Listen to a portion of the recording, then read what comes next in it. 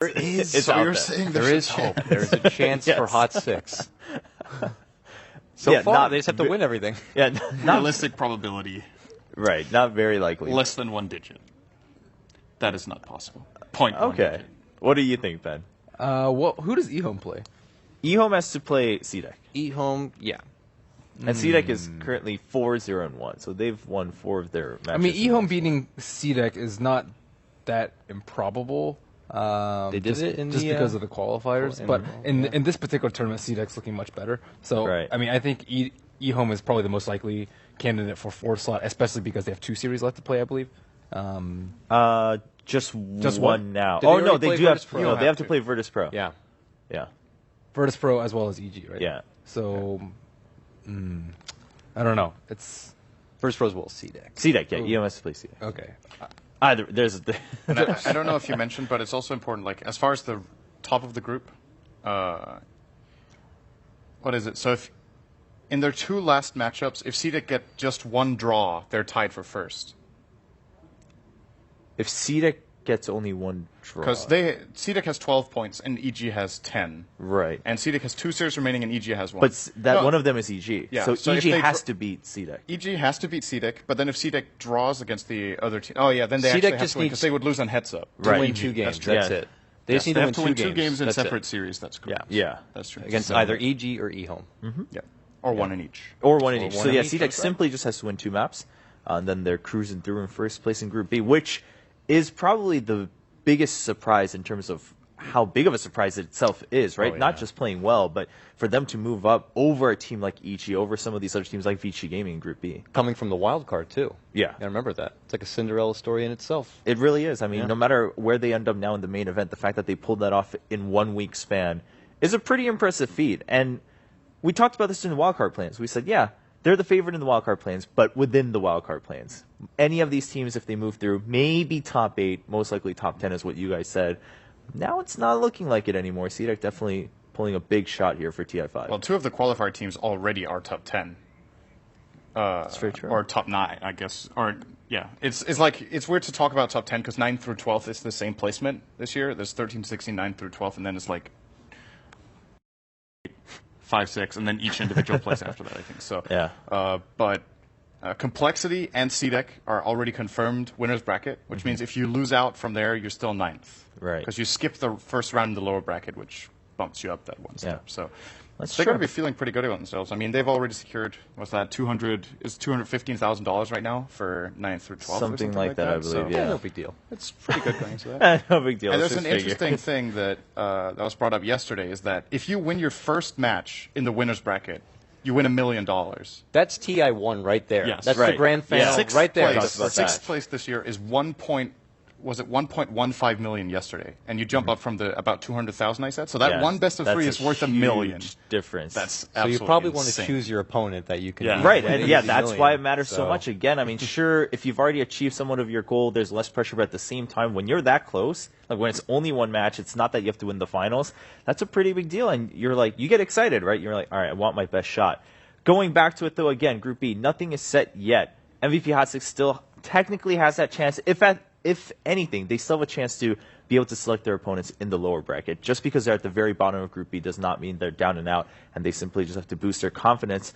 And again, we talk about everyone having this story a little bit. Hot 6, of course, a bit of a nice story among themselves. We're going to take a look at Heen and his team's history coming into TI5.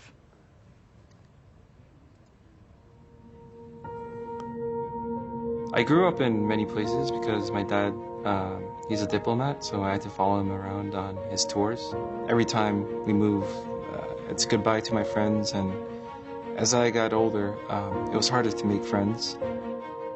I started playing games at the age of 8 or 9. Our country had one of the first esports scene in the world, and even as a kid, there were professional gamers who were making big bucks and getting a lot of airtime, and the more and more I tried, the more and more it seemed like I could be one of those people.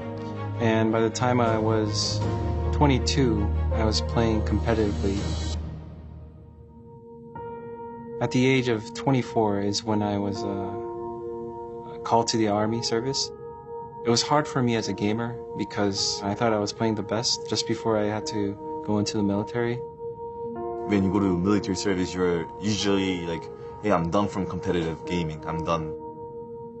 It was kind of like recovering from an injury, and I tried my best to get in shape again. Towards the end of my service, March recruited me, even though I had been not in the scene for 2 years. When I see the players, I value their talents, but also I value their approach to the games and their passions. And then he had all three, so I was sure that he will be back up there. We played together for a year, and that's when I moved to MVP Hot 6. My role in the team as a captain, it's to make sure that everyone on my team is given a chance to play their A game. So I want to give them confidence. I hope TI5 will be the tournament that proves to me that my team can be one of the best. But it would basically be a statement for myself that I can achieve anything as long as I don't give up.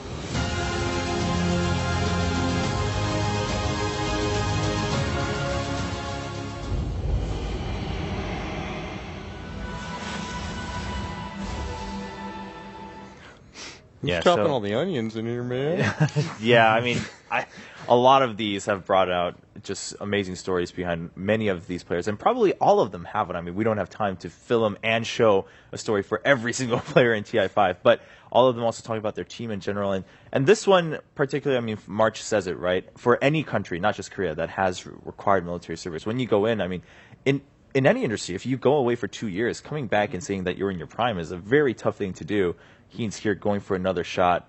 And, I mean, he's already made it to TI, but to go further would be quite the jump and the confidence boost that he can continue, as he mentioned at the very end there. Who was it that also went into military service? I'm thinking of HYHY. Is that correct, or am I mixing it up with something else? Because I seem to remember there was another major SEA player that had forced military service, whatever you call it. I mean, I know they talked about March, how he will be Yeah, going. March will Right. be, but Going. it's something that goes back a bit further, maybe a few years. I can't remember if it was HYHY or not. That sounds maybe about I'm right wrong, to me. but he never really made the comeback. If that was after he quit, like I honestly can't remember. I don't know how much he's been trying. I think he's been saying that he's interested in making a comeback. Of course, another star player from SEA, very memorable, especially from his Dota 1 days, and TI1 where he finished third with Scythe. So it is really unfortunate for these players that they have to do it. I think maybe in some ways, though, a player like Heen, I'm not sure what the military service is like in South Korea, but it's also possible that it can be a great learning experience where you can translate some of it into your Dota play, like when it comes to training regime, mentality, how to pump up yourself to get the job done with the team and stuff. Maybe that makes him a really good captain. When you listen to various countries, not just South Korea, again, it obviously, like you said, depends on which division you're in, et cetera, going into that military service. But sometimes you come out with the advantage of having that discipline, right? And then you're older, you're a little bit more mature in that sense. And as you said, maybe you can act as a better captain for that team. Hot Six not doing so well record-wise yet, but they still have that chance. And at the very least, if they can end up in the top half of the lower bracket, they get to choose their opponent. Maybe they can go forward there. And maybe, as Ben was mentioning earlier, maybe avoid the chance of Phoenix picking their sister team here, Hot Six, as we go forward into the bracket stage. But so Hot Six games will be coming up shortly on our streams across the board, and MVP Hot Six. 2 matches left again. It's going to be Newbie and Empire, and all 3 of those teams actually still a lot to prove. So as you can see on stream 2 and 3, well, they won't be playing simultaneously, but they will be going forward. Hot Six will play one and then the other going forward. Now coming back to the top half of Group B, CDEC versus EG, right? Yeah, this is an exciting matchup. I mean, we saw the LGD Secret match yesterday, and now here we are with CDEC versus EG. But again, no one expected to be like, all right, the Titan matchup of Group B is going to be CDEC and EG, right? Everyone thought EG was going to be in there, but CDEC surprising.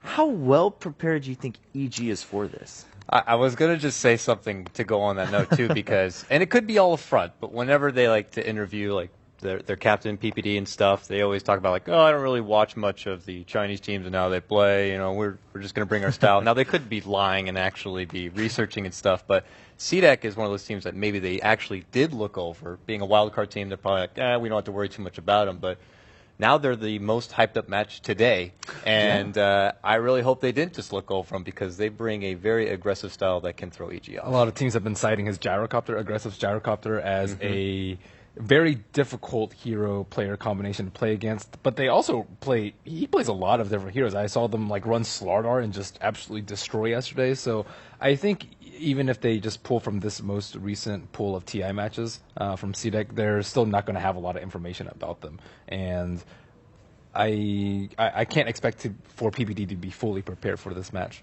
I think what he will do, though, is probably look to counter out aggressive in lane, if he can do that. I think he is really what, like, obviously everyone in the team is doing a lot of work, but it just seems like aggressive, what has really given them a lot of their wins is that he's really good at being an active carry.